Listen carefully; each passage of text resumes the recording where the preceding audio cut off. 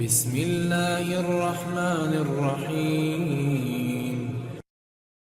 بیان کیا جاتا ہے کسی ولی خدا کے زمانے میں ایک شخص بہت زیادہ گناہگار تھا، جس نے اپنی تمام عمر لہو و لہب اور بیہودہ چیزوں میں گزار دی اور آخرت کے لیے کچھ بھی زاہدہ راہ اکٹھا نہ کر سکا۔ نیک لوگوں نے اس سے دوری اختیار کر لی تھی اور وہ بھی نیک لوگوں سے کوئی سروکار نہیں رکھتا تھا۔ عمر کے آخری حصے میں جب اس نے اپنے کارناموں پر نگاہ ڈالی اور اپنی عمر کا جائزہ لیا تو اسے امید کی کوئی کرن نظر نہ آئی، کیونکہ اسے اپنے دامن میں کوئی بھی نیک عمل نظر نہ آیا۔ یہ دیکھ کر اس نے ایک ٹھنڈی سانس لی، پھر اس کی آنکھوں سے آنسو بہنے لگے۔ توبہ و استغفار کے ارادے سے بارگاہ الہی میں عرض کیا کہ اے دنیا و آخرت کے مالک، اس شخص کے اوپر رحم کر جس کے پاس نہ دنیا ہے اور نہ آخرت۔ اس کے مرنے کے بعد شہر والوں نے خوشی منائی اور اس کو شہر سے باہر کسی کھنڈر میں پھینک دیا۔ اس موقع پر کسی ولی خدا کو عالم خواب میں حکم ہوا، اس کو غسل و کفن دو اور متقی پرہیزگاروں کی قبرستان میں دفن کرو۔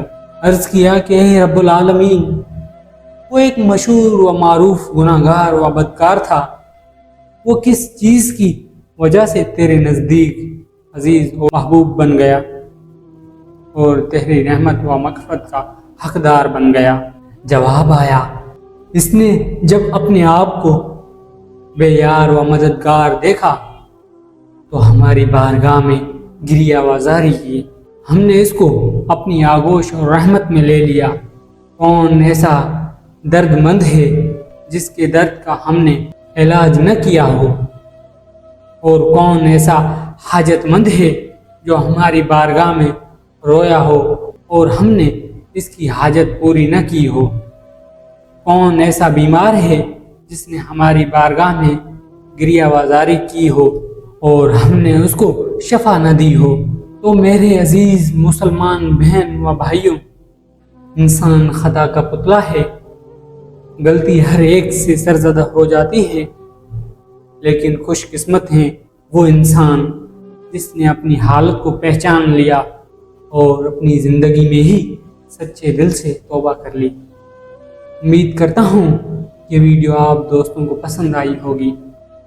ویڈیو پسند آ جائے تو لائک اور اپنے دوستوں میں ضرور شیئر کر دیں، ہو سکتا ہے آپ کے شیئر کرنے سے کسی کی زندگی بدل جائے تو آپ کی نجات کے لیے کافی ہے۔ مجھے دیجیے اجازت، زندگی رہی تو ایک اور ویڈیو لے کر آپ کی خدمت میں حاضر ہوں گا۔ تب تک کے لیے خدا حافظ۔ اللہ پاک آپ سب کا حامی و ناصر۔ ہنستے رہیے اور مسکراتے رہیے۔